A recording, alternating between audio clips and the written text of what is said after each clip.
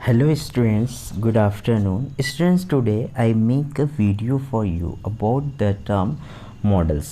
बच्चों, सबसे पहले मैं आपको ये बता दूं, I am wishing to inform you this is a very introduction video of the models that you may understand the term of model and where these models are used. Models का use कहाँ पर होता है, तो पूरा मेरा intention है if you are looking at this number 100 तो आप इस वीडियो को इस तरह से लेकर समझेंगे कि ये आपको एक अंडरस्टैंडिंग के लिए है। ये वीडियो जो है आपको समझने के लिए, ताकि आप मॉडल्स के बारे में जान सकें।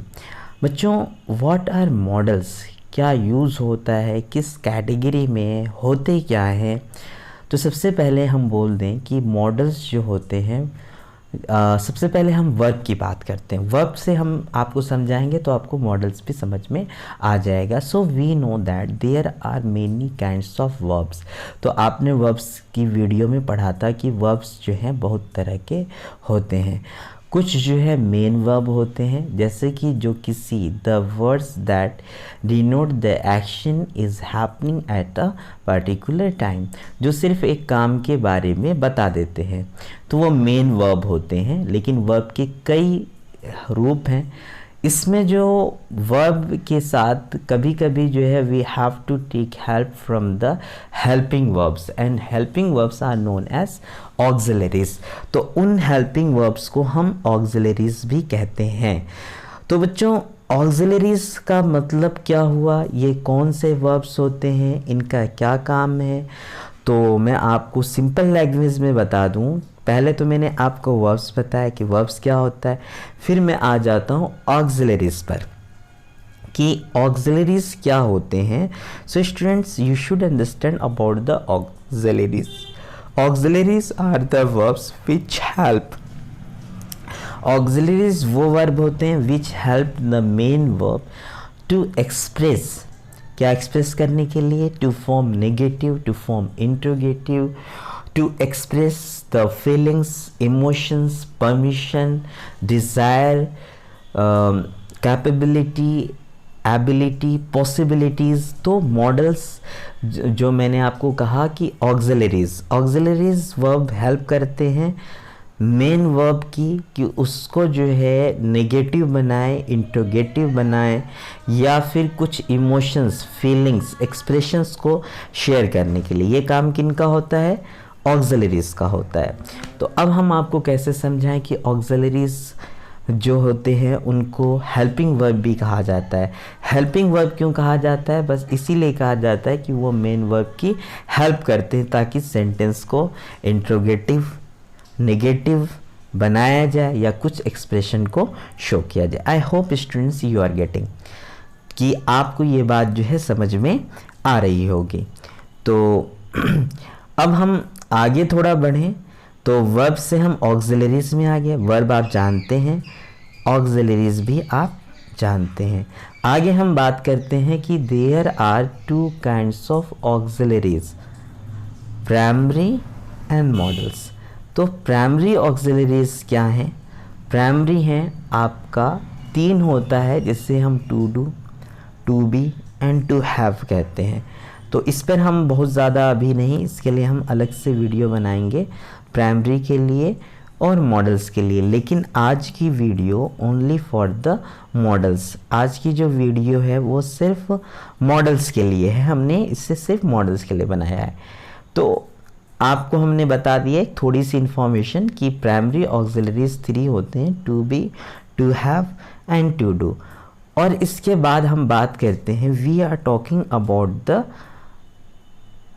Model auxiliaries. अब हम मॉडल्स के बारे में बात करेंगे। Students, if you have not taken pen and notebook so you can take it. तो अगर आपके पास, आज मैं आपसे ये भी नहीं कहूँगा कि बच्चों आप बुक खोलिए, क्योंकि आज जो है आपको सुनना है और सुनने के बाद ही चीज़ों को लिखना है। और इसको जो है आप सुनने के बाद ही लिखेंगे कि क्या हम आपको समझाने की कोशिश कर रहे हैं। तो ले लीजिए, पेन ले लीजिए और नोटबुक ले लीजिए। अब हम आपको बताते हुए जा रहे हैं किस तरह से आप लिखेंगे। सबसे पहले आपको लिखना है मॉडल्स। अगर आपने मॉडल्स लिख लिया है तो आप फिर लिखेंगे वर्ब। वर्ब तो आप जानते हैं, a verb is a word which denote any action happens at a particular time. तो ये क्या हो गया, आपका वर्ब हो गया। अब आ जाइए, लिखिए there are two types of verbs. I hope लिख चुके होंगे बच्चों आप लोग। तो यहाँ पर जो है दो तरह के वर्ब होते हैं। पहला क्या है, तो पहले तो वर्ब हम देख लेते हैं। तो वर्ब हो गया। अब हम लिखते हैं ऑक्सिलरीज। ऑक्सिलरीज कौन से वर्ब होते हैं, जो हेल्प करते हैं मेन एक्शन के लिए, which help main action to form negative and interrogative and some expressions like future time expression, future time expression, capability, ability, suggestion, advice, possibilities, permission, order, request, command, necessities, prohibition and so on। इन सब चीज़ों के लिए हम use करते हैं। अब आगे हम बात करेंगे, there are two kinds of auxiliaries, primary and modals. तो पहले प्राइमरी के लिख लिए, there are 3 types of primary auxiliaries, to be, to have, to do. तो ये आपका हो जाता है प्राइमरी ऑक्सिलरीज। दूसरा होता है आपके मॉडल्स। तो अब लिखिए, मॉडल्स आर 13, मेनली 13 होते हैं। तो ये आपके 13 हो गए हैं। पहले इन 13 का नाम लिख लीजिए, then I will go through. इन 13 के जब आप नाम लिख लेंगे तो फिर मैं आपको आई am explaining, I am making you right the 13 models name. आप इसको कैटेगराइज कर लेंगे।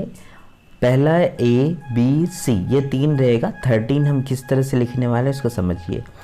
ए में 4, बी में 4 और सी में 5। तो 4 + 4 5, अब 4 + 4 8 + 5 = 13।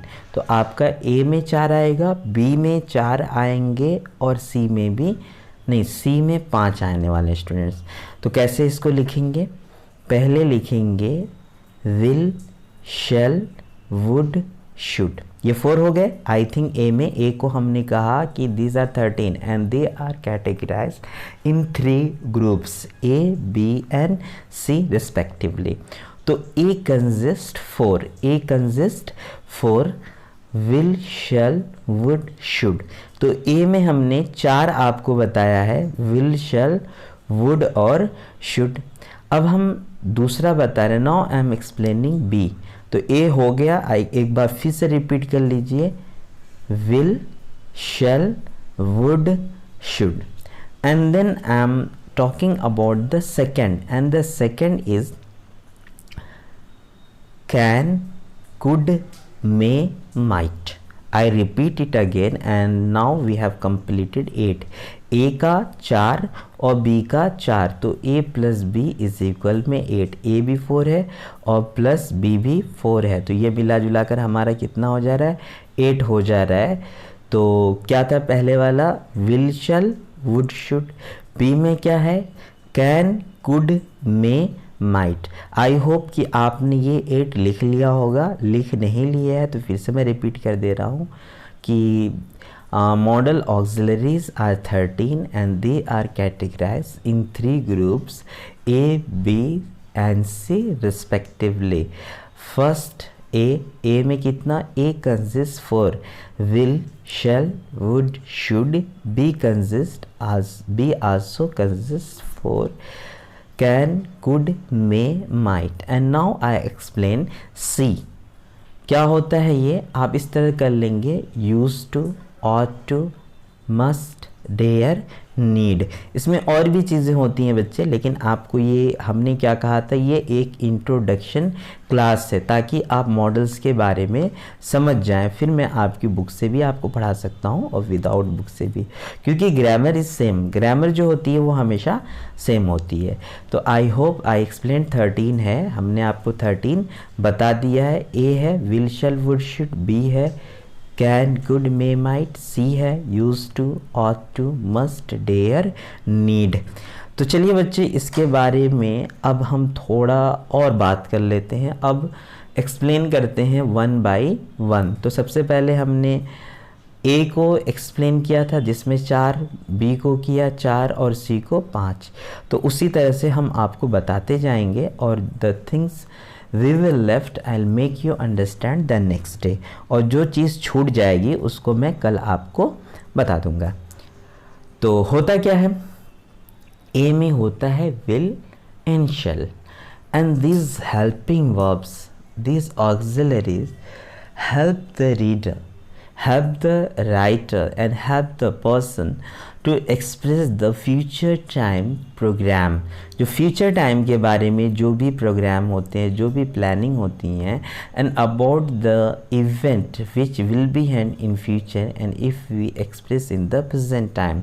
तो हम इसके लिए यूज़ करते हैं will और shall का, है ना, फ्यूचर को जानने के लिए will and shall। किसके लिए will होता है और किसके लिए shall होता है, I know you know about it, मुझे पता है कि इसके बारे में आप जानते हैं क्योंकि फ्यूचर टाइम हमने आपको पढ़ाया है। तो सिंपल यूज़ होता है सब्जेक्ट प्लस, लिखना चाहें तो लिख सकते हैं। कॉपी हमने लेकर बैठने के लिए कहा है, पेन लेकर बैठने के लिए कहा है कि if you want to learn the thing seriously, अगर आपको सीरियसली पढ़ना है ना, तो आप बिल्कुल कॉपी और पेन लेकर बैठेंगे। सब्जेक्ट प्लस विल या शैल, इसका स्ट्रक्चर होता है सब्जेक्ट पहले हम यूज़ करते हैं, फिर प्लस में प्लस का निशान लगाते हैं SUBJECT, प्लस का साइन दीजिए, फिर क्या लिखेंगे विल स्लैश शैल, है ना। तो विल शैल हो गया प्लस वर्ब की फर्स्ट फॉर्म VERB, उसके आगे फर्स्ट फॉर्म में कुछ नहीं करना है, एक आई बना देना है कैपिटल लेटर में, first form plus object OBJECT। तो ये ऑब्जेक्ट हो जाएगा, ये इसका फॉर्मूला बनता है to express the future time. अब बच्चों हम बात करें विल शैल तो हो चुका है, अब हम बात करेंगे वुड शुड की। बच्चों देखिए सबसे पहली बात, वुड और शुड जो होता है वो विल और शैल का फ्यूचर होता है। अब आप कहोगे सर पास्ट होता है, ये कैसे? देखिए जैसे अगर हम अभी कोई बात कर रहे हैं, अगर मैं कोई अभी स्टेटमेंट दूं कि मैं कल ये काम करूंगा, ऐसे ही कुछ नहीं, हाँ तो आई shall teach you modals tomorrow, मैंने ये बोला आई shall teach you modals tomorrow, तो आपने देखा इसमें शैल आया है, लेकिन यही चीज़ अगर मैं पास्ट में बोला होता तो इसकी जगह शुड आ जाता।